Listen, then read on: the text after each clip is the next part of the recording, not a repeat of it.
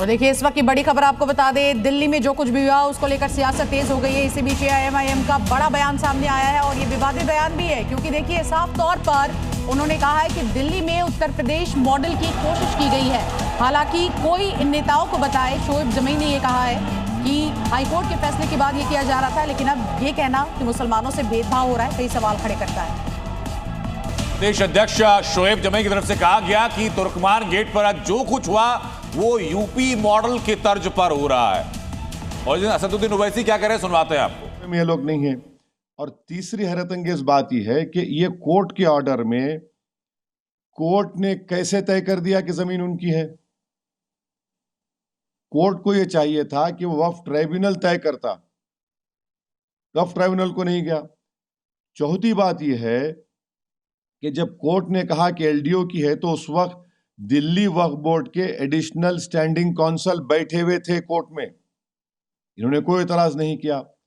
पांचवी बात यह है कि कोर्ट ने कहा कि MCD के डिप्टी कमिश्नर को, भाई डिप्टी कमिश्नर अपने ही मामले में कैसा फैसला करेगा बताइए, ये तो प्रिंसिपल्स ऑफ नेचुरल जस्टिस के खिलाफ है। तो इसीलिए दिल्ली वक्फ बोर्ड को चाहिए था कि इसमें पार्टी बनते, ये जो ऑर्डर आया, और उसको बताते कि भाई ये 1970 की गजीट हमारे पास है, ये वक्फ की प्रॉपर्टी है। तो ये नहीं किया गया। फिर जब ये ऑर्डर आ गया तो दिल्ली वक्फ बोर्ड को और वहां की कमेटी को इसके खिलाफ रिव्यू डालना था। हाईकोर्ट ने जरूर कहा कि 3 महीने के अंदर, माने फरवरी तक। अब सुनवाते हैं आपको कि वीरेंद्र सचदेवा और इमरान मसूद ने इसी संदर्भ में क्या कहा। अतिक्रमण नहीं हटाना है, मस्जिदें तोड़नी है। मस्जिदें तोड़ेंगे, कितनी मस्जिदें तोड़ोगे भाई? अतिक्रमण के नाम पर आप मस्जिदों को तोड़ोगे, मदरसों के ऊपर बुलडोजर चलाओगे, यही तो देश में चल रहा है। आप इससे नफरत फैलाते हो। वहां पर अतिक्रमण के नाम पर मस्जिद पर बुलडोजर चलाया गया, ये घोर निंदनीय कार्रवाई है। इसकी मैं भरपूर अल्फाज में मजम्मत करता हूं।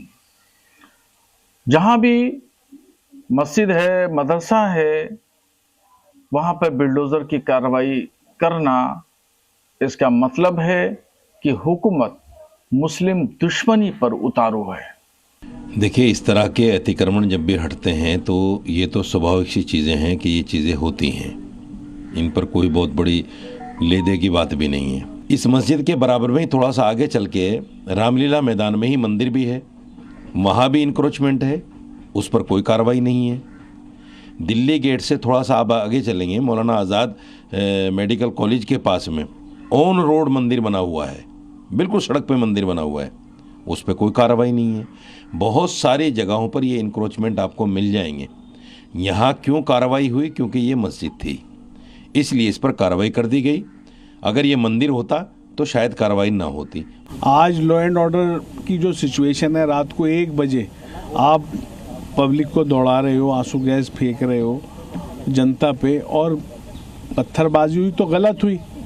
लेकिन अगर क्योंकि आस्था से जुड़ा हुआ मसला है तो समाज के लोगों से बैठ के बात करनी चाहिए थी। जब कल कमेटी के लोग कोर्ट गए थे और उनको 22 अप्रैल का कोर्ट ने तारीख दे दी और 1 महीने में MCD से जवाब रिपोर्ट मांगी, तो कहीं ना कहीं इंतज़ार करना चाहिए था। आप मस्जिद तोड़ोगे, मस्जिद के बराबर की आप ज़मीनें तोड़ोगे, कब्रिस्तान की ज़मीन तोड़ोगे, आप जो वक्फ की मुसलमानों की ज़मीनें हैं जिससे फैज़ मुसलमान उठा रहे हो उसको तोड़ोगे। फिर आप ये कह रहे हो पत्थरबाजी हुई, आप आंसू गैस के गोले बजा रहे हो, लाठियाँ जार कर रहे हो, जेल भेज रहे हो। ऐसा क्या मुसीबत आ गई इतनी ठंड में रात को 2 बजे? आप कभी किसी कॉलोनी को तोड़ते हो, कभी कुछ करते हो। आपने पूरा कोहराम मचा रखा पूरी दिल्ली के अंदर, बल्कि पूरे हिंदुस्तान के अंदर। आप पूरे हिंदुस्तान के माहौल को ख़राब करना चाहते हो। ये हिंदू मुस्लिम की राजनीति आप लोग कर रहे हो, बाकी तो कुछ है नहीं।